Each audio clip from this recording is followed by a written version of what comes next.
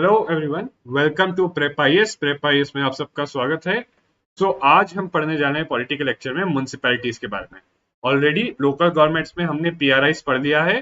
पीआरआईज का जो एक एस्पेक्ट है that is PESA act, panchayat extension to scheduled areas act, okay, जो बेसिकली फिफ्थ शेड्यूल्ड एरियाज में जो है 73rd कॉन्स्टिट्यूशनल अमेंडमेंट के प्रोविजंस को एक्सटेंड करता है। ये एक चीज हमें पढ़नी है, तो हम पढ़ेंगे इसके बारे में, इस एक्ट के बारे में, उसके की फीचर्स के बारे में पहले, और उसके बाद फिर हम पढ़ेंगे म्युनिसिपैलिटीज के बारे में। म्युनिसिपैलिटीज के बारे में क्या पढ़ेंगे, उनका हिस्टोरिकल इवोल्यूशन, कि कैसे क्या हिस्ट्री में जो है मतलब कब से इवोल्यूशन हुआ उनका, राइट, हिस्टोरिकल पर्सपेक्टिव देखेंगे उस पे। उसके बाद 74th कॉन्स्टिट्यूशनल अमेंडमेंट एक्ट, जो आपका म्युनिसिपैलिटीज या अर्बन लोकल बॉडी से डील करता है, उसके बारे में जानेंगे, उसके की फीचर्स देखेंगे हम कि इसके की फीचर्स क्या है, ओके। और उसके बाद आप पढ़ोगे basically types of urban local bodies, types of urban local bodies की कितने डिफरेंट डिफरेंट टाइप्स की अर्बन लोकल बॉडीज होती है। एंड अगेन ये each type depending upon different characteristic of urban area या different requirement of government, okay, कि government की जैसे जैसे रिक्वायरमेंट है या जो अर्बन एरिया का जैसा कैरेक्टरिस्टिक है उसके बेसिस पे एक डिफरेंट टाइप की अर्बन लोकल बॉडी बनाई जाती है, ओके। और एंड ऑल्सो देखिए, इस बार भी हम प्रीवियस ईयर क्वेश्चंस नहीं कर पाएंगे क्योंकि ये सब कवर करना है, तो थोड़ा लंबा लेक्चर होगा। See I am doing this only क्योंकि ताकि जल्दी से जल्दी आपका ये सिलेबस का एटलीस्ट पॉलिटी खत्म हो जाए। सो एटलीस्ट आपको एक तो मतलब माइंड से बर्डन खत्म हो जाए कि एक सब्जेक्ट आपने खत्म कर लिया।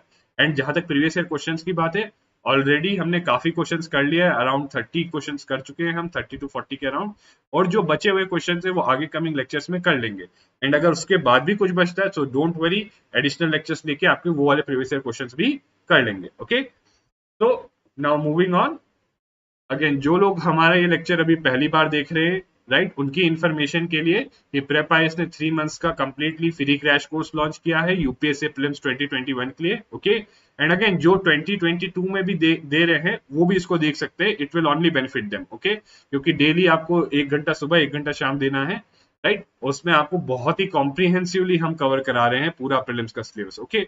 बड़ा ही कॉम्प्रिहेंसिव कवरेज है, यानी स्टैटिक पोर्शन और डायनामिक पोर्शन दोनों आपका कवर हो रहा है, ओके। और साथ ही साथ हर संडे को डाउट क्लियरिंग सेशन होंगे, तो किसी भी लेक्चर में इस कोर्स के आपको कोई भी डाउट हो तो उस लेक्चर के डिस्क्रिप्शन बॉक्स में आपको एक डाउट फॉर्म होगा, आप वहां पर अपना डाउट डाल सकते हो, राइट। और सीसेट क्लासेस भी इंक्लूडेड है, हर संडे को सीसेट क्लासेस भी हो रही हैं, ओके, क्योंकि सीसेट को भी इग्नोर नहीं किया जा सकता, CSAT is also very important, okay. और साथ साथ आपको 5 high quality full length mock test भी मिलेंगे, ओके। एंड ये mock test basically high quality इसलिए बोल रहे हैं हम क्योंकि they will be closely align to UPSC, okay, और इसमें वो क्वेश्चंस होंगे जिनकी मैक्सिमम प्रोबेबिलिटी होगी आने की, ओके। एंड ऑल्सो आप यहाँ पर फैकल्टी की डिटेल्स देख सकते हैं, तो ज्यादातर जो फैकल्टी है they are very much experienced, okay. और जो अगर आपको शेड्यूल चाहिए इस कोर्स का या रजिस्ट्रेशन लिंक चाहिए तो वो डिस्क्रिप्शन बॉक्स में आपको मिल जाएगा, ओके। एंड ऑल्सो अगर आपको स्टडी मटेरियल और नोट्स चाहिए इस कोर्स के लेक्चर्स के, तो प्लीज हमारा टेलीग्राम चैनल जो है वो ज्वाइन करिए, ओके। और हम अपने टेलीग्राम चैनल पे क्विजेस भी करवा रहे हैं, तो हमारा टेलीग्राम चैनल ज्वाइन करिए, you will get all the study material, notes and quizzes, okay. तो let's start with PESA act, okay. PESA act, again ये तो सारे बेसिकली ऑब्जेक्टिव्स हैं, okay, these are all objectives. Objectives की क्या purpose था या purpose of this act, but देखिए बेसिकली एक बैकग्राउंड देखिए थोड़ा इसका। 73rd कॉन्स्टिट्यूशनल अमेंडमेंट एक्ट में बोला गया था कि कुछ एरियाज जो है इस 73rd कॉन्स्टिट्यूशनल अमेंडमेंट से एग्जेम्प्टेड है। उनमें से एक था फिफ्थ शेड्यूल, राइट।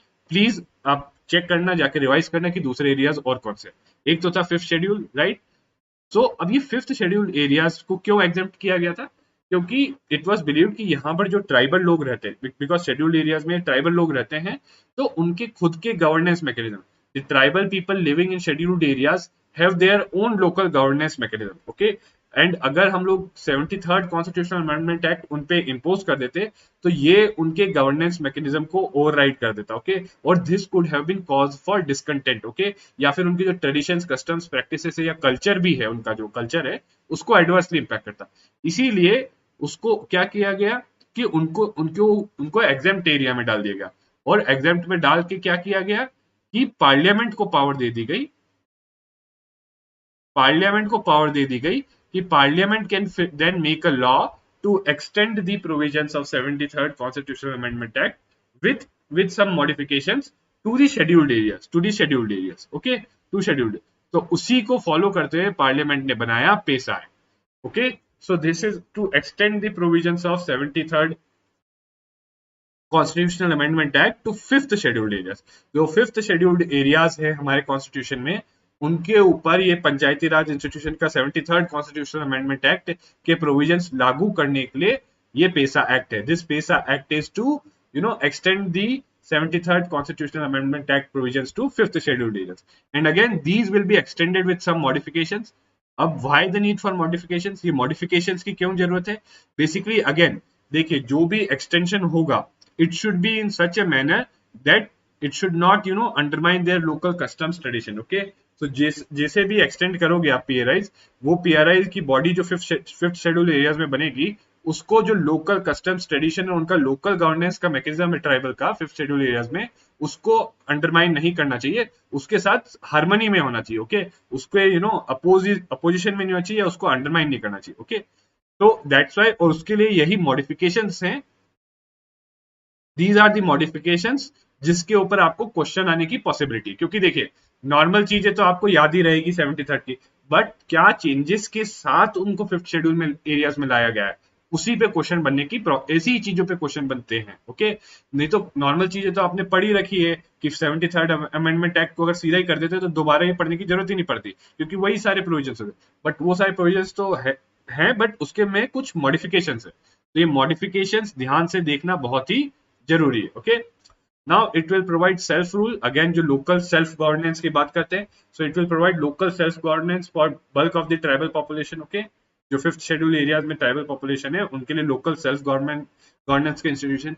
इनफैक्ट देखिए एक्सटेंड क्यों कर रहे हैं, अगर आप बोल सकते हो, वन कैन से कि if they have already their own customs traditions and mechanism, then why there is a need for extending PRIs to them. Okay, तो कि उनको पंचायती राज इंस्टीट्यूशन की जरूरत क्या है जब उनके खुद के में.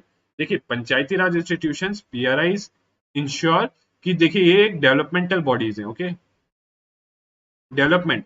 सो अगर PRIs उनके पास होंगी and PRIs in such a way that वो उनके कस्टम्स और ट्रेडिशंस के कंसोनेंस में होगी या उससे मैच में होगी, so it will help in development, it will help in both. ये दोनों चीजें उनके डेवलपमेंट में भी हेल्प करेंगी. ओके, उनको उनको डेमोक्रेसी, यानी डेमोक्रेसी मतलब सेल्फ रूल.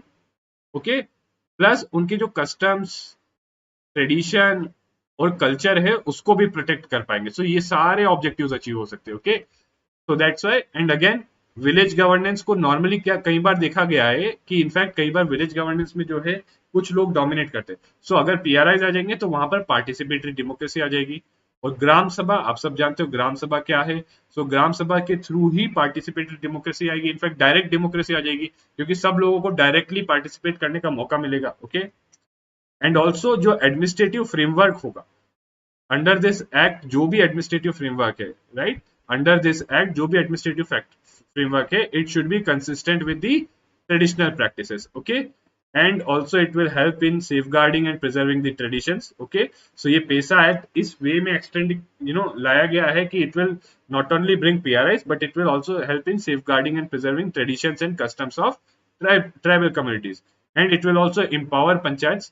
So देखिए वन थिंग, आगे जब हम फीचर्स देखोगे आप इसके, तो you will observe one thing कि जो पेसा एक्ट के अंदर जो फिफ्थ शेड्यूल एरियाज में पंचायत बनी है, उनके पास नॉर्मल जो पंचायत जो 73rd कॉन्स्टिट्यूशनल अमेंडमेंट एक्ट में है उससे ज्यादा पावर्स है. Okay, so panchayat in fifth schedule areas have more powers than the normal panchayat in 73rd constitutional amendment act. Okay, तो empower the panchayats at appropriate levels with specific powers conducive to tribal requirements. मतलब वो power दी गई जो tribals के लिए जरूरी है उनके कल्चर उसके लिए. Okay, and it also prevents panchayat at higher level from taking powers and authority of the panchayat at lower level.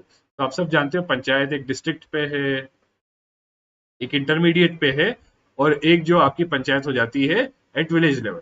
अब ट्राइबल के केस में देखिए, ट्राइबल के केस में क्या किया गया है, विलेज लेवल पंचायत को मोस्ट इंपॉर्टेंट बना दिया गया है, राइट, क्योंकि ट्राइबल्स का बड़ा ही क्लोज नेट कम्युनिटी होता है, उनकी बड़ी ही क्लोज कम्युनिटी होती है विलेज लेवल पे. ओके, तो इसीलिए उसको ज्यादा इंपॉर्टेंट बनाया गया है, और इसीलिए to prevent the higher level panchayat यानी इंटरमीडिएट या डिस्ट्रिक्ट लेवल पंचायत इनकी पावर्स ना ले पाए विलेज पंचायत की, तो उसके लिए भी प्रोविजंस बनाए गए हैं under this act. Okay, so ये तो था बेसिकली क्या एक्ट का इंटेंट है या ऑब्जेक्टिव है, राइट। मोटा मोटा आप यही ध्यान रख सकते हो कि एक्ट का ऑब्जेक्टिव ये है कि पहला तो पंचायती राज इंस्टीट्यूशंस एक्सटेंड किए जाए शेड्यूल्ड एरियाज में। दूसरा, that it should be extended in such a way that जो लोकल वहाँ के ट्राइबल्स हैं, उनके जो कस्टम्स ट्रेडिशंस हैं, उनके जो कम्युनिटीज हैं, उनका जो लोकल रूल का मैकेनिज्म है, वो अंडरमाइन ना हो, उससे कंसिस्टेंट रहें जो एडमिनिस्ट्रेटिव फ्रेमवर्क बनाया जाएगा। ओके, अब देखते हैं की फीचर्स। ओके, सो स्टेट लेजिस्लेशन, सो बेसिकली देखिए पेसा एक्ट बना के क्या कहा गया कि स्टेट जो भी लॉ बनाएगा to extend Panchayati Raj institutions to these areas, okay, it should be in consonance, मतलब in conformity with the customary law, social and religious practices and traditional management practices of community resources। मतलब ऐसा नहीं होना चाहिए कि PRI बना दिया आपने तो पीआरआई जो सबके लिए जैसा है वैसा वैसा ही आपने ट्राइबल एरियाज में डाल दिया। It should be in consonance with customary law, social and religious practices and traditional management practices of community resources. Okay, then इसमें जो इस एक्ट के अंदर स्पेसिफिकली कहा गया है कि ग्राम सभा को ये पावर्स देनी है, that ग्राम सभा should be specifically empowered। so ग्राम सभा को specifically empower किया गया। 73rd कॉन्स्टिट्यूशनल अमेंडमेंट एक्ट के अंदर ये नहीं था, बट पेसा के थ्रू जब एक्सटेंड करें फिफ्थ शेड्यूल में तो ग्राम सभा की पावर्स स्पेशली मेंशन्ड हैं, और ये पावर्स मेंशन्ड है कि they will be competent to safeguard and preserve the tradition. देखिए ये चीज बहुत बहुत बार रिपीट होगी क्योंकि यही मेन थीम है इस एक्ट का। Okay, that Gram Sabha shall be competent to preserve and safeguard traditions and customs of people, their cultural identity, community resources। community resources क्या होती हैं?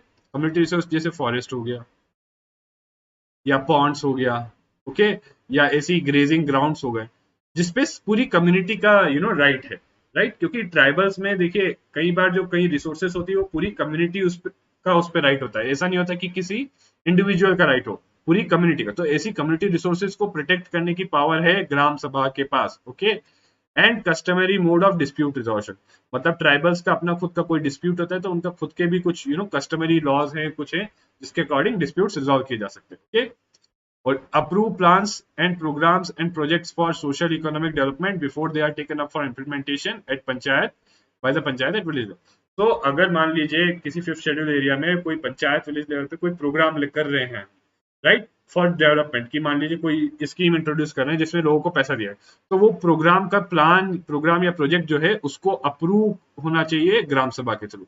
तो ग्राम सभा को का अप्रूवल जरूरी है। Okay, now be responsible for identification of beneficiaries under poverty alleviation and other programs।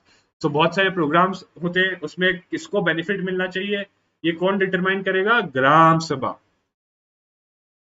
who will determine that who should benefit under poverty alleviation and other programs? ग्राम सभा।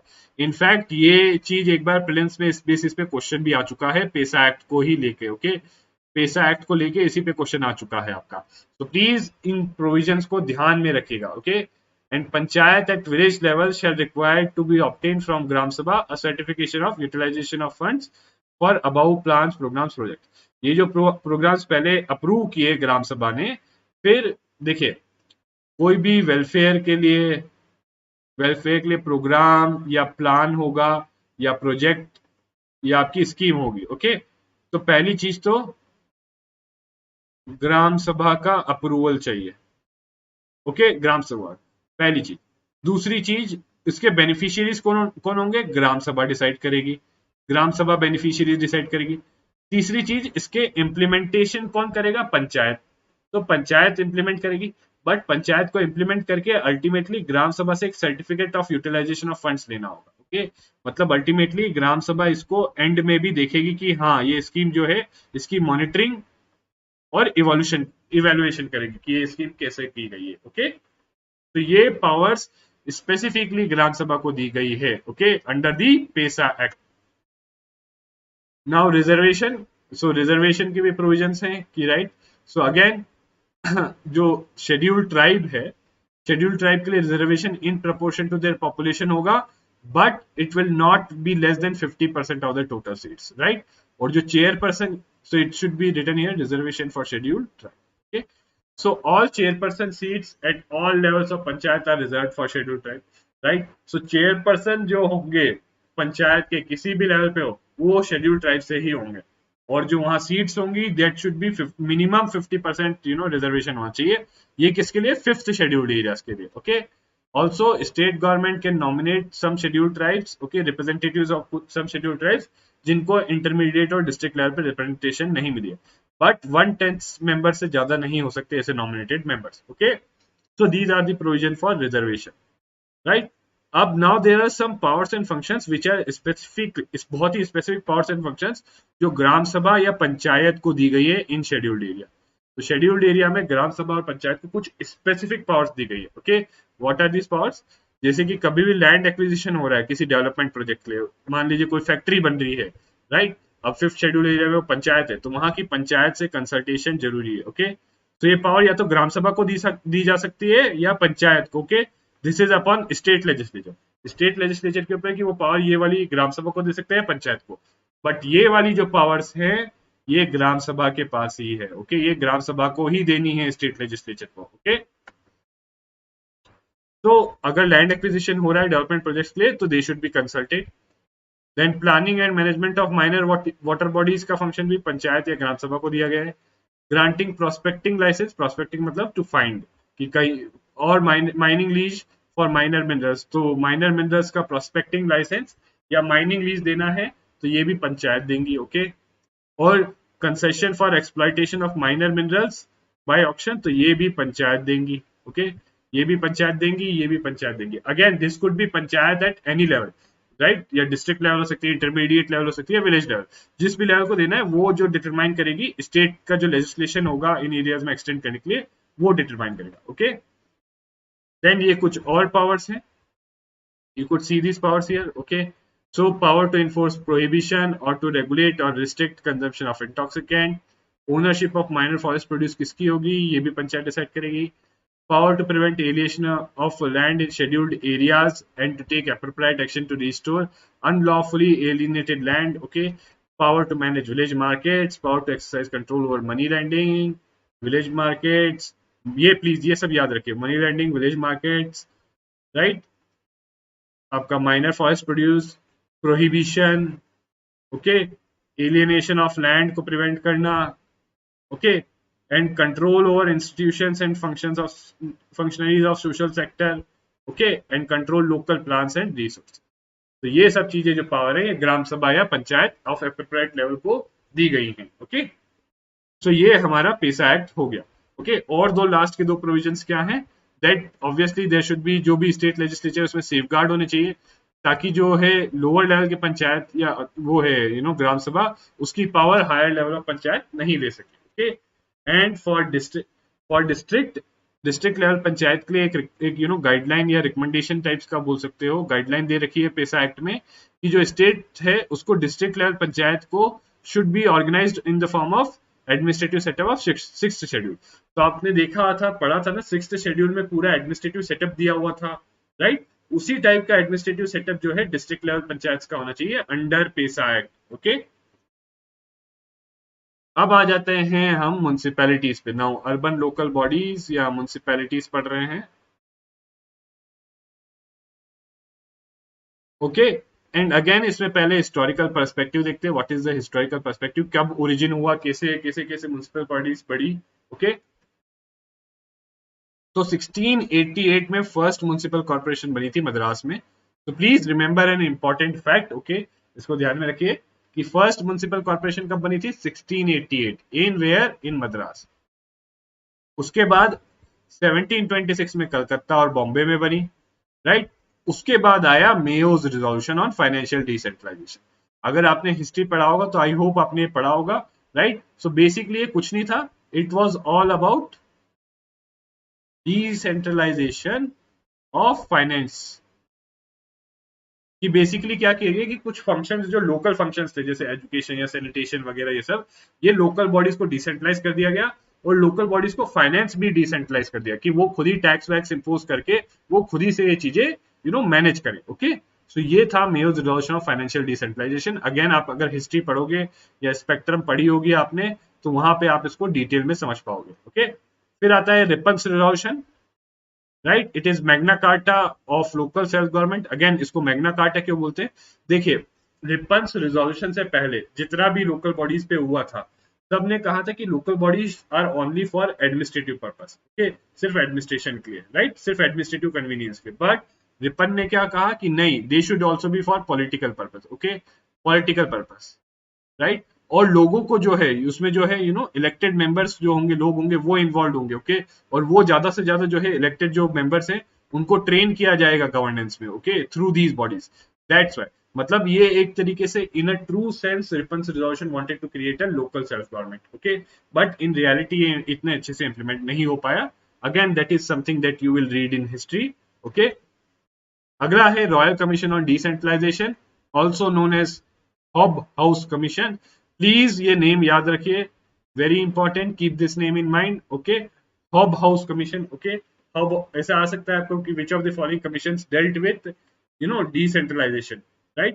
Then एक दे देंगे हब हाउस, एक ऐसे hub house दे देंगे, एक आपको Buttler दे देंगे, एक आपको हंटर कमीशन दे देंगे, ऐसे करके। तो उसमें से आपको पता होना चाहिए कि डिसेंट्रलाइजेशन से हब हाउस कमीशन, या फिर मान लीजिए कुछ और भी पूछ ले किसी और कमीशन के बारे में, उसमें एक ऑप्शन अगर आपका हब हाउस होगा, तो अगर आपको ये याद होगा तो आप हब हाउस वाला ऑप्शन जो है एलिमिनेट कर दोगे, ओके, और बाकी दूसरे दो ऑप्शंस को टिक कर सकते हो, okay. Now dyarchy, I think आपने पढ़ा है डायरकी ऑलरेडी। बेसिकली डायरकी में क्या किया गया, लोकल गवर्नमेंट को ट्रांसफर्ड सब्जेक्ट बना दिया गया। Local government was made transferred subject under dyarchy, okay. फिर एक कैंटोनमेंट्स एक्ट आया, अगेन ये आगे हम पढ़ेंगे कैंटोनमेंट क्या होता है।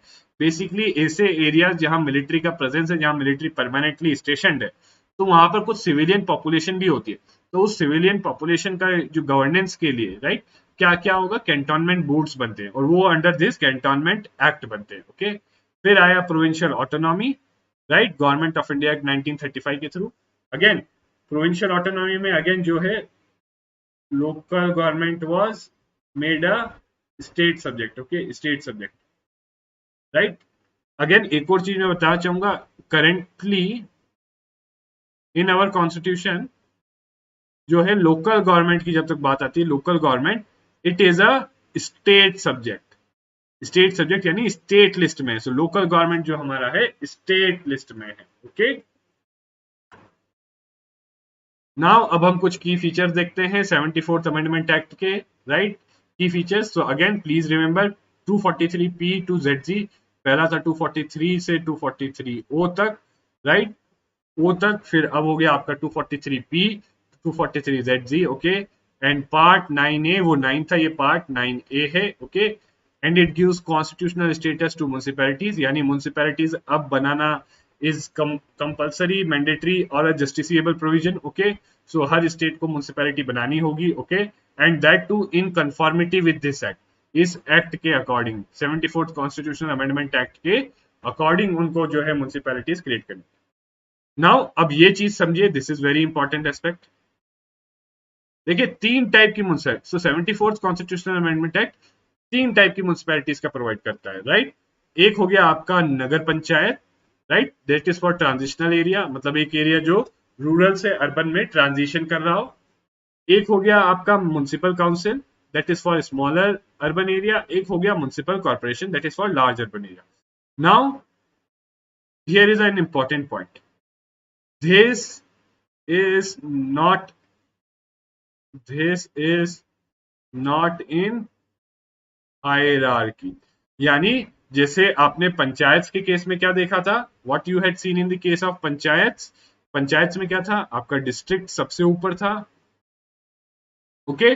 उसके नीचे क्या था, डिस्ट्रिक्ट के नीचे इंटरमीडिएट, और उसके नीचे क्या था, इंटरमीडिएट के नीचे विलेज, राइट। तो देखिए ये जो नगर पंचायत, म्युनिसिपल कॉर्पोरेशन और काउंसिल और कॉर्पोरेशन, ये ऐसे हायरार्की में नहीं, रादर सब यहाँ पे ही है। यहाँ पे या तो नगर पंचायत भी हो सकता है, या म्युनिसिपल काउंसिल भी हो सकता है, या कॉर्पोरेशन भी हो सकता है, डिपेंडिंग अपॉन कि किस टाइप का अर्बन एरिया है। Depending upon type of urban area उस टाइप की म्युनिसिपैलिटी पड़ेगी। एंड अगेन ऐसा नहीं है कि नगर पंचायत इसके अंडर आते, नहीं, ऐसा नहीं है, please keep this in mind, this is not in hierarchy, okay. So सब एक डिस्ट्रिक्ट लेवल पे आते हैं, सो सब डिस्ट्रिक्ट पंचायत के बराबर में आते हैं, ओके। तो और अगेन ये कौन डिटरमाइन करता है कि अर्बन एरिया किस टाइप का है, कि क्या वो ट्रांजिशनल एरिया है, क्या वो small, is it smaller urban area और is it larger urban area. This is determined by governor. Okay, governor determine करता है whether an area is transitional, small और लार्ज अर्बन. ओके, एक एक्सेप्शन है industrial township. यहाँ पे municipalities नहीं होती. किसी एरिया को अगर इंडस्ट्रियल टाउनशिप बोल दे तो वहां म्युनिसिपैलिटीज नहीं होती. ओके, अब कंपोजिशन देखें तो कंपोजिशन ऑफ दीज म्युनिसिपैलिटीज, नगर पंचायत हो या आपका काउंसिल हो या कॉर्पोरेशन हो, इनकी कंपोजिशन देखें तो all members are directly elected. तो जितने भी मेंबर्स होंगे, चाहे नगर पंचायत हो या चाहे आपका काउंसिल या कॉर्पोरेशन हो, जैसे भी एरिया के लिए जो भी बॉडी है, उसके सारे मेंबर्स जो हैं, all the members of these urban local bodies will be directly elected by people. Okay, now territorial council. So basically एक म्युनिसिपल एरिया है, मान लीजिए ये एक म्युनिसिपल कॉर्पोरेशन का एरिया है, इसको हम ऐसे ऐसे करके वार्ड्स में डिवाइड कर देते. तो ये एक वार्ड हो गया, ये एक वार्ड हो गया. आपने नाम सुना होगा वार्ड पार्षद. वार्ड पार्षद, तो यही वार्ड में जो है इलेक्ट होके आते हैं, उनको हम बोलते हैं वार्ड पार्षद. जैसे आपने देखा है ना कि पार्लियामेंट के लिए पूरे देश को टेरिटोरियल कॉन्स्टिट्यूएंसी में डिवाइड किया है, और हर एक टेरिटोरियल कॉन्स्टिट्यूएंसी से एक बंदा इलेक्ट होके आता है. वैसे ही पूरा जो एक म्युनिसिपल एरिया है, उसको वार्ड्स में डिवाइड कर दिया, और हर एक वार्ड से एक पर्सन इलेक्ट होके आता है. Okay, so from every ward one person gets elected, and ward is like a territorial constituency for a municipal area. Next is election of chairperson. कि chairperson कैसे elect होता है, so ये छोड़ दिया है state legislature पे. Now state legislature can determine कि जो chairperson है उस municipal body का वो कैसे elect होगा, whether he will be directly elected, whether he will be indirectly elected. ये छोड़ दिया है वो आपके चेयरपर्सन, वो स्टेट लेजिस्लेचर पे. ओके, एंड अगेन देखिए इसमें इसलिए यूनिफॉर्मिटी नहीं है. इनफैक्ट एक डिबेट भी चलता है. This is for mains. अगर ये आप राइट डिबेट जो मेंस में आगे हम अगर जाएंगे तो डिस्कस करेंगे इसको. राइट, सो डिबेट मेंस में क्या है कि वेदर मेयर या प्रेसिडेंट, ओके, जो भी आपका चेयरपर्सन को जो भी बोलते हैं किसी म्युनिसिपल बॉडी के, वेदर मेयर और प्रेसिडेंट बी डायरेक्टली इलेक्टेड और इनडायरेक्टली इलेक्टेड. ओके, क्या उसे डायरेक्टली या इनडायरेक्टली इलेक्टेड होने चाहिए, ये क्वेश्चन भी है. ओके, कुछ स्टेट्स में डायरेक्टली इलेक्टेड है, कुछ स्टेट्स में इनडायरेक्टली इलेक्टेड है. ओके, एंड अगेन हम इस डिबेट में आगे जाएंगे बाद में जब हम मेंस के लिए डिस्कशन करेंगे. But for now you should only know this much कि जो चेयरपर्सन का इलेक्शन है फॉर म्युनिसिपल बॉडीज या urban local bodies, it is left to the description of state. State legislature determine कर सकता है कि क्या उन्हें डायरेक्टली इलेक्टेड होना चाहिए, indirectly. Okay, then apart from this composition में स्टेट लेजिस्लेचर अपने लॉ के थ्रू ये भी प्रोवाइड कर सकता है for representation of some persons who have special knowledge and experience in municipal administration. यानी कोई लोग ऐसे हैं जिनको म्युनिसिपल एडमिनिस्ट्रेशन का काफी अच्छा एक्सपीरियंस नॉलेज है, तो उनको अगर लाया जाएगा म्युनिसिपैलिटी में तो बेनिफिट होगा, तो उनको लाया जा सकता है. But without the right to vote. Please keep this in mind. अगर कोई ऐसे पर्सन को लाया जाएगा उसको राइट टू वोट नहीं मिलेगा. Okay, then members of Lok Sabha और एमएलए. मान लीजिए जिस कॉन्स्टिट्यूएंसी का एमपी है उसकी कॉन्स्टिट्यूएंसी में कोई म्युनिसिपैलिटी है, तो उसको उस म्युनिसिपैलिटी में रिप्रेजेंटेशन देना. Similarly for the case of MLA, ऐसे ही एमएलए को उसकी कॉन्स्टिट्यूएंसी में होने वाली म्युनिसिपैलिटी में रिप्रेजेंटेशन देना, ये स्टेट लेजिस्लेचर के ऊपर छोड़ दिया कि देना है या नहीं देना है, वो स्टेट लेजिस्लेचर के ऊपर. इसी तरीके से राज्यसभा का कोई मेंबर हो या स्टेट लेजिस्लेटिव काउंसिल का कोई मेंबर हो, अगर वो किसी कॉन्स्टिट्यूएंसी में इलेक्टर है, please keep this in mind. यहाँ पे लोकसभा या एमएलए के लिए elected from some constituency. Okay, किसी कॉन्स्टिट्यूएंसी का वो इलेक्ट होके आया है वहां से. यहाँ पे इलेक्टर मतलब वोटर है. इसी कॉन्स्टिट्यूएंसी में राज्यसभा या स्टेट लेजिस्लेटिव काउंसिल का एक मेंबर वोटर है, तो उसको उस एरिया के म्युनिसिपल काउंसिल में जो है म्युनिसिपल काउंसिल या म्युनिसिपल बॉडी में रिप्रेजेंटेशन देना है या नहीं देना, वो स्टेट लेजिस्लेचर के ऊपर है. आई होप आपको ये चीज क्लियर होगी. यानी लोकसभा के मेंबर के लिए और एमएलए के लिए उसकी कॉन्स्टिट्यूएंसी में जो म्युनिसिपल एरिया है उसमें रिप्रेजेंटेशन देना है. ओके, ये स्टेट लेजिस्लेचर पर. और राज्यसभा के मेंबर के लिए या एमएलसी के लिए वो जिस कॉन्स्टिट्यूएंसी में इलेक्टर है, जहां से वो वोट देता है, उस एरिया में उस जो म्युनिसिपल बॉडी है उसमें उसको रिप्रेजेंटेशन देना स्टेट लेजिस्लेचर के ऊपर है. Okay, and chairperson of committees other than ward. So ward committees भी आगे आप समझोगे. सो वार्ड कमिटीज के अलावा कुछ और टाइप की कमिटीज भी बना सकता है स्टेट लेजिस्लेचर. राइट। और उस कमिटीज के चेयरपर्सन को अगर क्या हमें म्युनिसिपल बॉडी में जो हमारे म्युनिसिपल या नगर पंचायत हो या म्युनिसिपल काउंसिल या म्युनिसिपल कॉर्पोरेशन इसमें रिप्रेजेंटेशन देना है या नहीं देना, वो स्टेट लेजिस्लेचर के ऊपर छोड़ दिया गया है। सो आई होप आपको कंपोजिशन वाला एस्पेक्ट बहुत ही क्लियर होगा, okay, because this is very important, इस पे पॉसिबिलिटी बनती है क्वेश्चन आने की, ओके। अब आ जाओ वार्ड्स कमिटी। तो बेसिकली वन और more wards with population more than 3 lakh, तो इसके लिए एक कमिटी बनाई जा सकती है। सो फॉर वन और मोर वार्ड्स जिसकी पॉपुलेशन 3 लाख से ज्यादा है, उसके लिए एक कमिटी बनाई जा सकती है, right. And a member of municipality representing a ward within the territorial area of the wards committee shall be a member of that committee, okay। And बाकी इसका टेरिटोरियल एरिया, कंपोजिशन और किस मैनर में seats बढ़ेंगी, बाकी वो state legislature के ऊपर डिपेंडेंट है, ओके।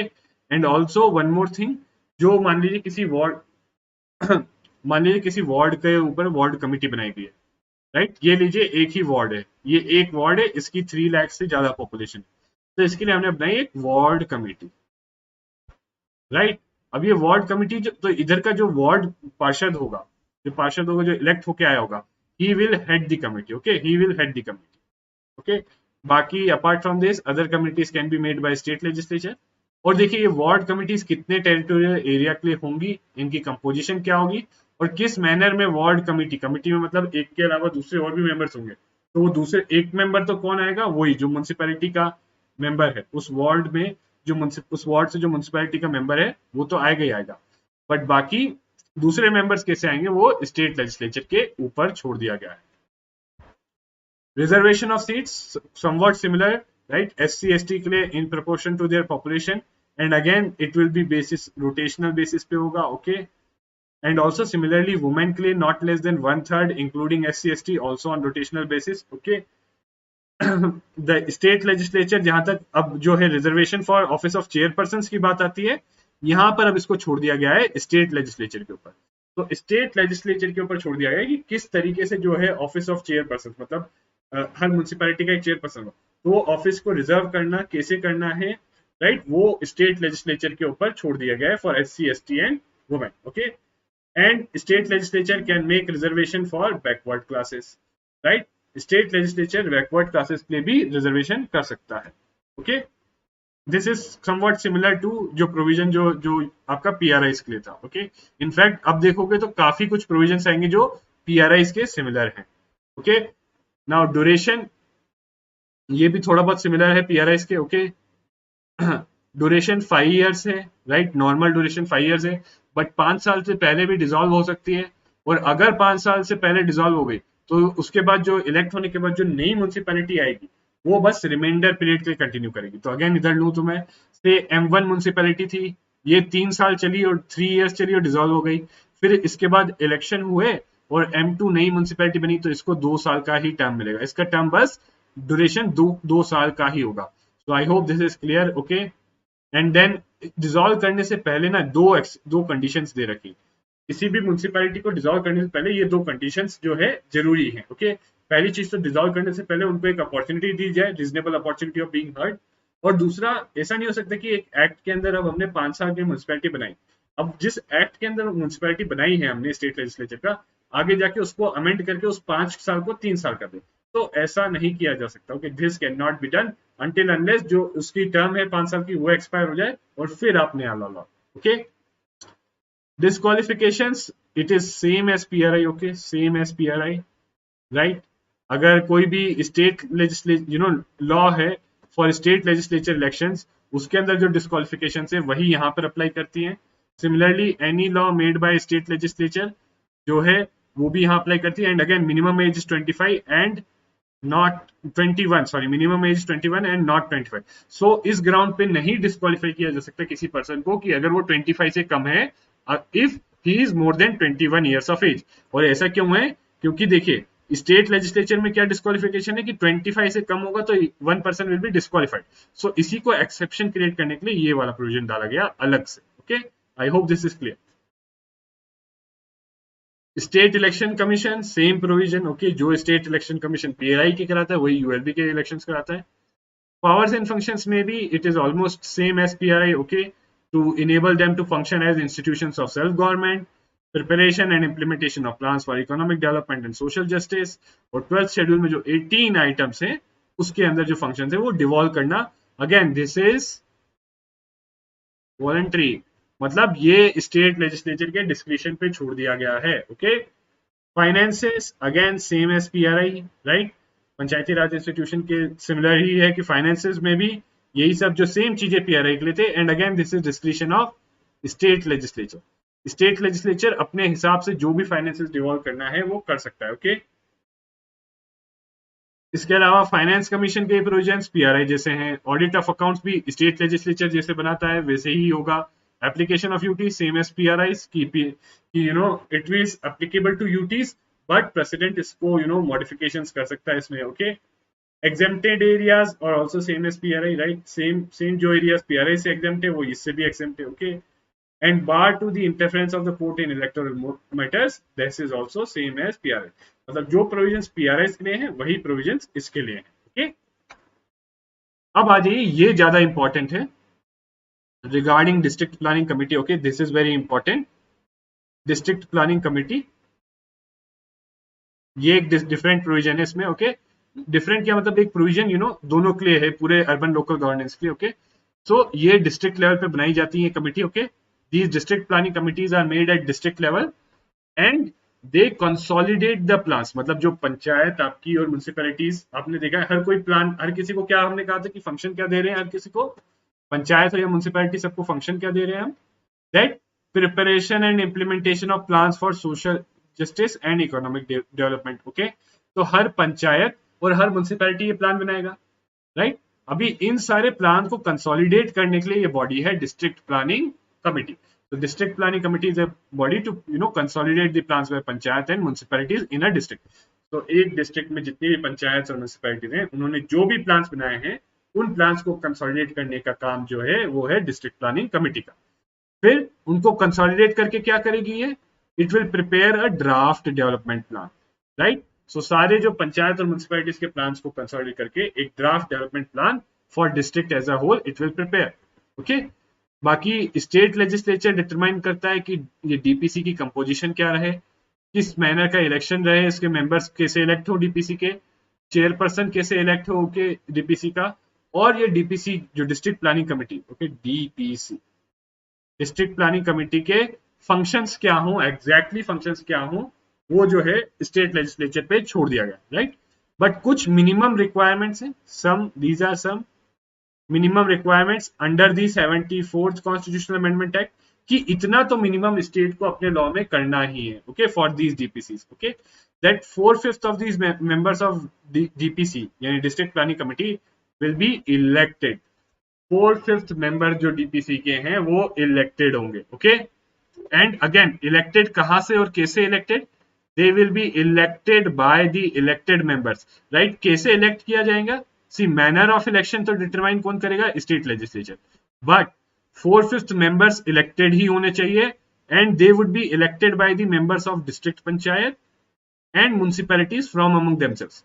तो basically let me tell you, like this is DPC, अब इसमें मेंबर्स चाहिए, तो यहाँ पर डिस्ट्रिक्ट लेवल पे बहुत सारी पंचायत हैं, डिस्ट्रिक्ट लेवल पे पंचायत हैं प्लस म्युनिसिपैलिटीज हैं, राइट। सो ये पंचायत और म्युनिसिपैलिटीज में जितने मेंबर्स हैं ना, सारे मेंबर्स मिलके अपने में से ही किसी एक को जो है यहाँ अपने में से ही किसी एक को भेजेंगे। Okay, they will send elect from among themselves and send them here in DPC. Okay, और ये कैसे क्या किस टाइप से इलेक्शन होगा ये डिटरमाइन करता है state legislature. Okay, and these members will be in proportion to ratio of urban and rural population. तो ये जो 4/5 मेंबर्स हैं जो इलेक्टेड हैं, 4/5 मेंबर्स ऑफ इलेक्टेड जो होंगे, मान लीजिए एक डिस्ट्रिक्ट में 100 की पॉपुलेशन है तो उसमें से 50 वो है जो आपके 50 जस्ट सेकेंड, तो आपके 50 जो मेंबर्स हैं वो अर्बन एरिया से हैं और 50 मेंबर जो है रूरल एरिया से। सो अगर 50 अर्बन से हैं और 50 रूरल से हैं तो यहाँ भी 4/5 मेंबर 50% अर्बन के होंगे, 50% रूरल। अगर यहाँ 40-60 होता तो ये 40-60 हो जाता। ओके, अगर यहाँ 30-70 होता तो ये 30-70 हो जाता। Okay, so please this is very very important, ये रिक्वायरमेंट्स जरूर ध्यान में रखिए। ओके, इस पे क्वेश्चन बनने की हाई पॉसिबिलिटी है। क्योंकि देखिए ये चीजें तो हर स्टेट के लिए वेरी करती है, this vary for every state. So ऐसा है कि इट इज बेसिकली इम्पॉसिबल कि आप हर स्टेट का कैसे कंपोजिशन डीपीसी ये सब याद कर सको, बट हर जो उसके स्टेट के लिए कुछ कॉमन चीजें जो हैं वो ये हैं, और ये आपको याद रखनी होगी। ओके, नाउ अगेन इनको बोला गया था कि ये they will prepare draft development plan for the district. So again उस डिस्ट्रिक्ट के लिए जो प्लान प्रिपेयर करेंगे उसके लिए कुछ गाइडलाइंस दे रखी है। Again this is under 74th constitutional amendment act में ही ये गाइडलाइंस दी हुई है, दैट जो कॉमन इंटरेस्ट है जब प्लान प्रिपेयर कर रहे होंगे तो उनको देखना चाहिए कि what is the common interest between panchayat and municipalities, कि म्यूनसिपैलिटीज और पंचायत के क्या कॉमन इंटरेस्ट है प्लान बनाते वक्त, ये वो दिमाग में रखें। Right, spatial planning, sharing of water and other physical and natural resources, integrated development of infrastructure. Okay, कि ऐसा इंफ्रास्ट्रक्चर जैसे रोड ऐसी डेवलप की जाए कि दोनों को बेनिफिट हो, रूरल और अर्बन एरियाज दोनों को। ओके, साथ ही साथ इन्वायरमेंट कंजर्वेशन, तो प्लीज वेरी इंपॉर्टेंट कि गाइडलाइन में इन्वायरमेंट कंजर्वेशन पे भी फोकस है यहाँ पे। Okay, and then extent and type of available resources whether financial and otherwise. तो पूरा जो दोनों बॉडीज है पंचायत और म्यूनसिपल सबको मिला के पूरे डिस्ट्रिक्ट में क्या क्या रिसोर्सेज अवेलेबल हैं ये भी देखना होगा। ओके, अब आ जाओ आप अगला मेट्रोपॉलिटन प्लानिंग कमेटी। तो ये होते हैं मेट्रोपॉलिटन एरिया के। Now metropolitan area is an area जिसकी पॉपुलेशन 10 लाख से ज्यादा, और उसमें इट इज लाइक वन और मोर डिस्ट्रिक्ट है, वन और मोर डिस्ट्रिक्ट, ओके, विथ वन और मोर पंचायत, सॉरी टू और मोर पंचायत और म्यूनसिपैलिटीज। ओके, सो अगेन ये मेट्रोपॉलिटन एरिया है आपका जिसकी 10 लाख से पॉपुलेशन है, जिसमें दो या दो से ज्यादा पंचायत या म्यूनसिपैलिटीज मिलके एक एरिया ऐसा बनाती है। ओके, नाउ इसके इन मेट्रोपॉलिटन प्लानिंग कमेटी के लिए भी इसकी कंपोजिशन क्या होगी, state legislature, manner of election और चेयरपर्सन का इलेक्शन कैसे होगा वो भी स्टेट लेजिस्लेचर डिटरमाइन करेगा, फंक्शंस क्या होंगे वो भी स्टेट लेजिस्लेचर डिटरमाइन करेगा। एंड इस कमेटी में सेंट्रल गवर्नमेंट की कमिटीज या कुछ स्टेट गवर्नमेंट या ऑर्गेनाइजेशन के कुछ मेंबर्स को रिप्रेजेंटेशन देना है या नहीं देना है, और देना है तो कितना देना है, वो भी डिटरमाइन कौन करते हैं, state legislature. Okay, state legislature कैसे डिटरमाइन करते हैं, लॉ बना के। Okay, now requirements under the act, मतलब अगेन कुछ मिनिमम है, मिनिमम रिक्वायरमेंट्स हैं ये कुछ जो फॉलो होनी ही चाहिए।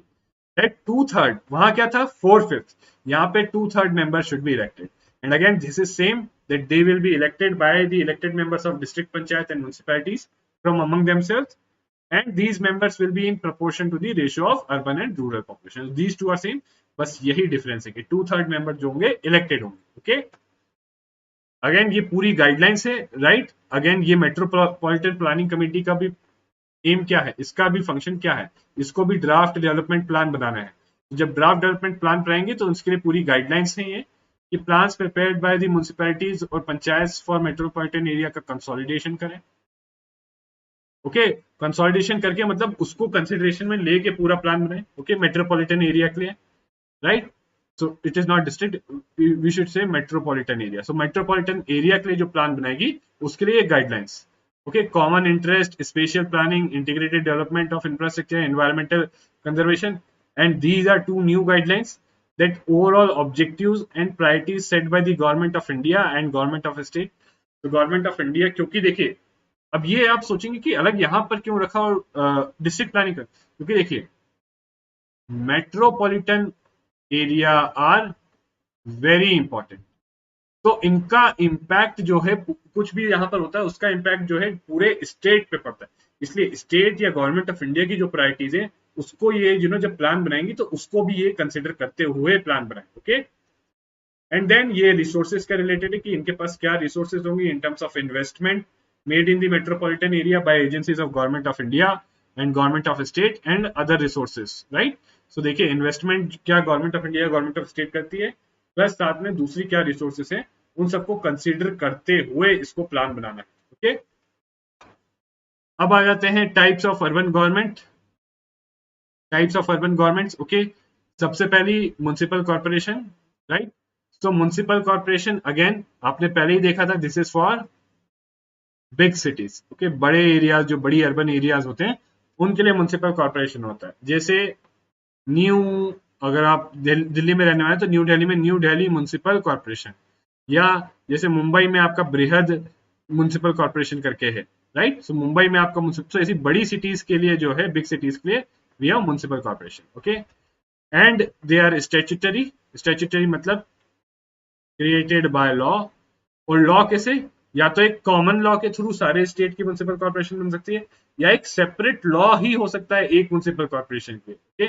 और ये सेंटर का लॉ हो सकता है, यूटीज में पार्लियामेंट बनाती है लॉ इधर, और अगर स्टेट है तो state legislature, okay. Please keep this in mind. Now it has 3 authorities, 3 authorities है इसमें, ओके। तीन तीन एस्पेक्ट्स होते हैं, जैसे जैसे आपका जैसे आपका मान लीजिए स्टेट लेवल पे क्या होता है, स्टेट लेजिस्लेचर हो गया, एग्जीक्यूटिव हो गया, ऐसे करके होता है, राइट। वैसे यहाँ पर 3 अथॉरिटीज है, ओके। क्या है, म्युनिसिपल काउंसिल। तो council is the deliberative and legislative wing, okay. Council आपका डेलिबरेटिव एंड लेजिस्लेटिव विंग है, which is headed by the mayor, okay. फिर आती है standing committee which facilitate the working of the council, क्योंकि council बहुत बड़ा होता है, तो काउंसिल हर सब्जेक्ट को डिटेल में नहीं देख सकता। तो जैसे जैसे पार्लियामेंट की स्टैंडिंग कमिटी बनाते हैं, पार्लियामेंट की स्टैंडिंग कमेटी होती है ना बहुत सारी अलग अलग, सो इसी तरीके से म्युनिसिपल काउंसिल की भी स्टैंडिंग कमिटीज बना दी जाती है। तो ये दोनों तो आपका लेजिस्लेटिव एस्पेक्ट फॉर्म कर देता है, लेजिस्लेटिव, और ये आपका आ जाता है executive, right? So this is called the chief executive, municipal commissioner, okay. It is the implementation of the decisions taken by the council and its standing committee, okay. So again देखिए, ये basically यहाँ पर ना, अगर आप सोचोगे कि जैसे आप यूनियन या स्टेट में देखते हो कि क्लियर कट कि ये लेजिस्लेचर है, इसके ये फंक्शंस हैं, और ये जो है आपका एग्जीक्यूटिव, इसके फंक्शंस है, ऐसा नहीं। बेसिकली यहाँ पर ये जो बॉडीज है ना, ये मेनली लेजिस्लेटिव फंक्शंस परफॉर्म करती है, प्लस कुछ they have some executive functions, मतलब कुछ एग्जीक्यूटिव, जैसे कुछ डायरेक्शंस वगैरह देना। अब उन डायरेक्शंस का इंप्लीमेंटेशन वगैरह करना किसका काम है, म्युनिसिपल कमिश्नर का, okay. So it is the work of municipal commissioner to implement the decisions taken by the council and its standing committee. तो ये क्या हो गया, कैबिनेट टाइप का हो गया, एक तरीके से कैबिनेट टाइप का भी हो गया, okay. So basically this is a combination of legislative and executive, okay. और ये जो है इंप्लीमेंट करने के लिए उनके पास म्युनिसिपल कमिश्नर है, right. And he is also called the CEO of the corporation and is appointed by the state government, okay। तो बेसिकली अगर आप देखते हो कि एक परमानेंट एग्जीक्यूटिव हो गया, राइट, और ये परमानेंट हो गया, और ये पॉलिटिकल एग्जीक्यूटिव हो गया, ओके। अब आगे बढ़ते हैं। फॉर स्मॉलर सिटीज, अगेन एक और एस्पेक्ट यहाँ पर, ये जो है this is headed by mayor. So mayor यहाँ पर नॉमिनल हेड है, mayor is usually nominal head here, okay. मतलब उसके पास कोई पावर्स नहीं होती इफेक्टिवली, राइट, फॉर एग्जीक्यूशन वगैरह, ओके। वो बस प्रिसाइड करता है ओवर दिस, म्युनिसिपल काउंसिल की जब भी मीट करती है तो उसके ऊपर प्रिसाइड करता है मेयर, ओके। बाकी रियल एग्जीक्यूटिव कौन है, ये है, this is the real executive, okay. ये रियल एग्जीक्यूटिव है, राइट। अब देखते हैं म्युनिसिपैलिटी। तो म्युनिसिपैलिटी में कुछ अगेन फॉर स्मॉलर सिटीज है, and they are also set up by the act of state legislature, यानी statutory, and they are also comprise of 3 authority. Now council is the deliberative and legislative wing headed by the chairman, and this time chairman has significant role in administration. तो वहां पर जो mayor था तो mayor का क्या है, ज्यादा रोल नहीं था एडमिनिस्ट्रेशन या एग्जीक्यूटिव फंक्शंस में, बट यहाँ चेयरमैन के पास सिग्निफिकेंट रोल है, ओके। साथ ही साथ standing committee, it is same as for corporation, okay. So municipality, और इसको हम म्युनिसिपल काउंसिल भी बोलते हैं, okay. So again standing committee, it is to facilitate working of council, और next is chief executive officer. So this is the for the execution, okay, responsible for day to day general administration of municipality, okay। Day to day administration जो है वो chief executive officer करता है। बस यहाँ पर एक मेजर चीज जो है, चेयरमैन के पास सिग्निफिकेंट रोल है एडमिनिस्ट्रेशन में, ओके। वहां पर मेयर के पास, वहां के जो वो होता है, मेयर बोलते हैं उसको, यहाँ पर क्या बोलते हैं, प्रेसिडेंट बोलते हैं कई बार, president, okay, right. So president बोलते हैं। तो यहाँ पर प्रेसिडेंट के पास सिग्निफिकेंट रोल होता है एडमिनिस्ट्रेशन में, बट म्युनिसिपल कॉर्पोरेशन में जो मेयर होता है उसके पास इतना ज्यादा रोल नहीं होता, ओके। अब इसके अलावा कुछ और टाइप्स की अर्बन लोकल गवर्नमेंट्स होती हैं। नोटिफाइड एरिया कमेटी, तो अगेन ये ऐसी जगह के लिए, कुछ ऐसी एरियाज की होती हैं which are fast developing town due to industrialisation, यानी कोई टाउन है वहां इंडस्ट्रियलाइजेशन हो रहा है और बहुत जल्दी रैपिडली डेवलप हो रहा है, या कोई ऐसी जगह जो म्युनिसिपैलिटी बनने की सारी कंडीशंस फुलफिल नहीं करती, बट फिर भी स्टेट गवर्नमेंट समझती है कि इसको this is an important area, right. तो ऐसी जगहों को government notification, Remember, it is government notification, not a law of parliament. Not a law of parliament. So notified area committee is established. This type of urban local body is established by government notification, and that's why you say notified area committee. तो government एक notification निकालेगी, right, उसमें बताएगी कि ये जो area determine करेगी कि ये एरिया है, इसके लिए हम एक नोटिफाइड एरिया कमिटी बना रहे हैं। और अब इस नोटिफाइड एरिया की कमिटी की पावर क्या होगी, वो भी सारी पावर जो है वो गवर्नमेंट नोटिफिकेशन के अंदर ही होगी, right. So it is with in the framework of municipal act, यानी म्युनिसिपल एक्ट है उसके वही प्रोविजंस लगेंगे नोटिफाइड एरिया कमेटी पे जो नोटिफिकेशन के अंदर यहाँ ये गवर्नमेंट नोटिफिकेशन जो इस एरिया को बनाने के लिए की गई है उसमें है। साथ ही साथ इसमें और भी दूसरी भी पावर्स दी जा सकती हैं under other acts through this notification, okay, and it is entirely nominated by state government, okay, please keep this in mind. तो आई होप आपको समझ में आ गया होगा। तो it is created by a government notification, okay, और इसी notification के अंदर उसका पूरा कंपोजिशन है, उसका पूरा पावर्स है कि किस एरिया को वो क्या गवर्न करती है, वो सब जो है वो गवर्नमेंट की नोटिफिकेशन के अंदर ही है। And it is this type of body is entirely nominated. सबसे बड़ी बात यह है कि it is entirely nominated, okay.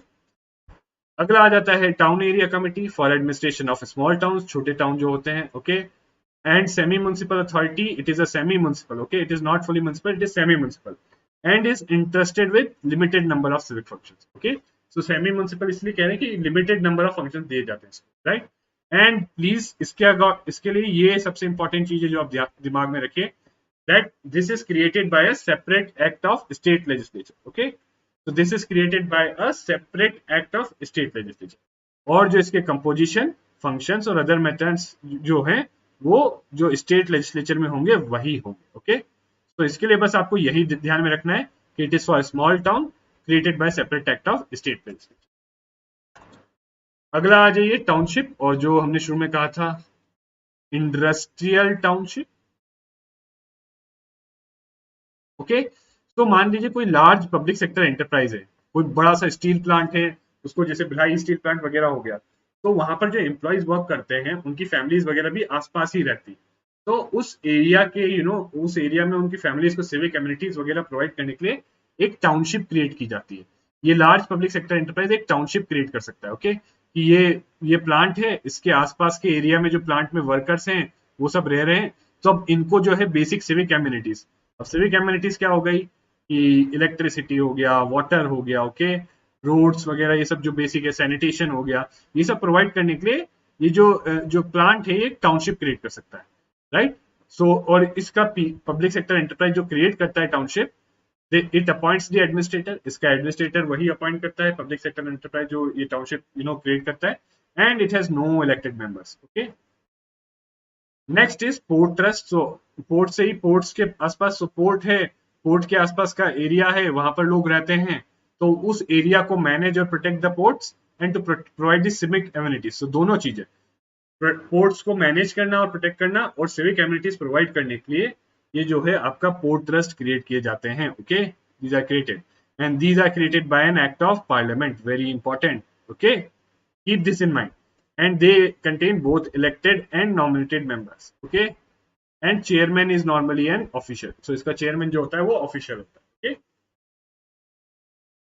अब एक और टाइप की एजेंसीज होती है स्पेशल पर्पज एजेंसी, राइट, जैसे आपने हुडको पढ़ा होगा, हरियाणा अर्बन डेवलपमेंट कोऑपरेशन, या डीडीए दिल्ली डेवलपमेंट, ये या दिल्ली जल बोर्ड, ओके, या गाजियाबाद डेवलपमेंट जीडीए, ओके, या Jaipur development authority, so these are special agencies, these are special purpose, मतलब किसी दीज आर फंक्शन बेस्ड, कि कोई एक स्पेसिफिक फंक्शन की, जैसे हाउसिंग के लिए, हाउसिंग के लिए आपके पास क्या है, डीडीए, राइट, डीडीए है, हुडको, राइट, ये हाउसिंग रिलेटेड फंक्शन जो है डील करते हैं, okay.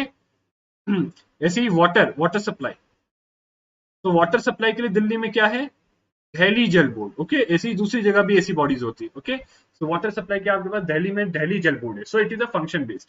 Now they can be statutory और नॉन स्टैट्यूटरी, मतलब स्टैट्यूटरी मतलब created through a law, non statutory मतलब गवर्नमेंट नोटिफिकेशन के through created, and they function as autonomous from the municipalities, तो they are autonomous from the municipalities, okay. So जैसे Delhi Jal board जो है वो आपका एनडीएमसी के अंडर नहीं आता है। एनडीएमसी या ईस्ट दिल्ली म्युनिसिपल कॉर्पोरेशन या जो भी south Delhi municipal corporation SDMC, ये जो दिल्ली में कॉर्पोरेशन है इनके अंडर नहीं आता। Okay, and they are not subordinate to the local municipal bodies. और ये सारे कुछ एग्जांपल हैं अर्बन डेवलपमेंट के लिए। अर्बन डेवलपमेंट के लिए डीडीए हो गया आपका, ये DDA is for urban development function. Okay, water supplies के लिए Delhi Jal board, housing boards, right, pollution control, electricity supply board, city transport board. Okay, तो ये सब जो है स्पेसिफिक फंक्शन के लिए क्रिएट किया जाता है। अब आ जाते हैं कैंटोनमेंट बोर्ड पे। Okay, cantonment board, so it is very important, थोड़ा ध्यान से देखिएगा इसको। So it is for the municipal administration of civilian population in cantonment area. Cantonment area मैंने आपको ऑलरेडी बताया, ऐसा एरिया जहां पर ट्रूप्स परमानेंटली, मिलिट्री की जो मिलिट्री इज परमानेंटली स्टेशन, तो वहां पर वो स्टेशन है परमानेंटली, तो वो अपनी फैमिली को भी ला के रहते हैं। तो जो फैमिली है, सिविलियंस है, वो उन सिविलियंस को सिविक एमिनिटीज प्रोवाइड करने के लिए एक कैंटोनमेंट एरिया बनाते हैं और उसको गवर्न करने के लिए बनाते हैं cantonment board. Okay, and this is created under cantonments act 2006। इसने रिपील कर दिया है, it has repealed the cantonment act 1924। Okay, and इसका एडमिनिस्ट्रेटिव कंट्रोल किसके पास है? डिफेंस मिनिस्ट्री के पास। Okay, the administrative control is with defence ministry, right. 4 categories के कैंटोनमेंट बोर्ड है on the basis of population, 1 2 3 4। Okay, 1 is like above 50,000, okay, 1 is above 50,000, right, 4 is like around less than 2,500, okay, और ये फिर 50,000 से 10,000, okay, और ये 10,000 से 2 is from 50,000 to 10,000 and 3 is from 10,000 to 2,500, okay. So this is the 4 categories of cantonment board. See, cantonment board में फिर कौन होंगे, क्या होंगे, ये जो है कैंटोनमेंट एक्ट में डिफाइंड है। ओके, बट इतना डिटेल में आपको जाने की जरूरत नहीं। ओके, क्योंकि कैटेगरी 1 का कैंटोनमेंट बोर्ड अलग होगा, कैटेगरी 2 का कैंटोनमेंट बोर्ड की कंपोजिशन अलग होगी, कैटेगरी 3 की अलग होगी और 4 की अलग होगी। Now they are partly elected, और जो इलेक्टेड मेंबर हैं वो कितने, 5 साल के लिए they stay in office for 5 years, and partly nominated. तो nominated members basically ex officio members होते हैं। ओके, जो अगर कोई जैसे मिलिट्री ऑफिसर, जैसे ये एक एग्जांपल अगर इसका लो, तो मिलिट्री ऑफिसर कमांडिंग दी स्टेशन, तो ये एक मिलिट्री स्टेशन होता है जहां ट्रूप्स परमानेंटली, तो यहाँ पर जो मिलिट्री ऑफिसर जो इस स्टेशन का कमांड कर रहा होता है, he is the ex officio president of the board, right. So जो military officer is the ex officio president of the cantonment board. So please keep this in mind that military officer commanding the station is the ex officio president of the board and preside over its meeting. Okay, and the executive officer, मतलब जो functions, जो day to day functions कौन perform करता है इसके cantonment board के, they are appointed by the president of India, और इसके लिए specific एक service है। Okay, जो यूपीएससी के एग्जाम के थ्रू ही सिलेक्ट होते हैं, राइट। तो अगर आप यूपीएससी के एग्जाम के थ्रू सिलेक्ट होते हैं तो you could also get in one of two services, right. तो I think that is defence estate services में भी, right, I am not exactly sure, but one of the services है इसके लिए। सो आप अपॉइंट हो सकते हो as an executive officer of cantonment board. Okay, now central council for local government. Okay, so basically आपने अगर याद हो तो आर्टिकल 263 में प्रेसिडेंट के पास पावर्स थी, powers to create inter state councils. So एक इंटर स्टेट काउंसिल ये क्रिएट की गई है, central council for local government, under article 263। It is a advisory body, it deals with the matters of urban local government only. Please keep this in mind, local government पहले ये दोनों के लिए deal करती थी, रूरल और urban, but अब urban local government के मैटर से डील करती है। एंड इसका चेयरमैन कौन है? Chairman is union minister for urban development, और बाकी दूसरे जो स्टेट्स हैं उनके मिनिस्टर्स फॉर लोकल गवर्नमेंट इसके मेंबर्स। ओके, और इसके फंक्शंस आप यहाँ पर देख सकते हो। It recommends policies, proposals for legislation, common programme of action and central financial assistance in the matters of urban local governance, right. So urban governance के रिलेटेड कोई भी पॉलिसी है या उसके रिलेटेड कोई भी प्रपोजल लाना है लेजिस्लेशन का, या कोई कॉमन प्रोग्राम ऑफ एक्शन लाना है, या कहीं रिकमेंड करना है कि सेंट्रल फाइनेंशियल असिस्टेंस दीजिए इन बॉडीज को, ये कौन करता है? ये सेंट्रल काउंसिल ये रिकमेंडेशन का काम करती है। ओके, रिकमेंडेशन देने का काम करती है, right. It also reviews the work of the local body, जो पैसा मिला है, राइट, सेंट्रल फाइनेंशियल असिस्टेंस से, उससे जो वर्क कर रहे हैं तो उस वर्क को रिव्यू मॉनिटर भी करती है ये काउंसिल। ओके, तो again this is it for our session. Okay, I know थोड़ा लंबा हो गया था, right, but this is like covering your major portion. Okay, अब ऑलमोस्ट आपके 3 या 4 लेक्चर्स बचे हैं उसमें आपका सारा जो है कवर हो जाएगा पॉलिटी। तो अब आपका पॉलिटी बहुत ही अच्छे से कवर हो चुका है प्रीलिम्स के लिए। अब आपकी रिक्वायरमेंट क्या है, इसके बाद एक जो है करंट अफेयर्स पे हम लेक्चर लेंगे, राइट। बट अब आपको ये स्टैटिक पार्ट बार बार रिवाइज करना बहुत ही इंपॉर्टेंट है। Okay, so thank you very much everyone and see you again next time with another lecture on Indian politics.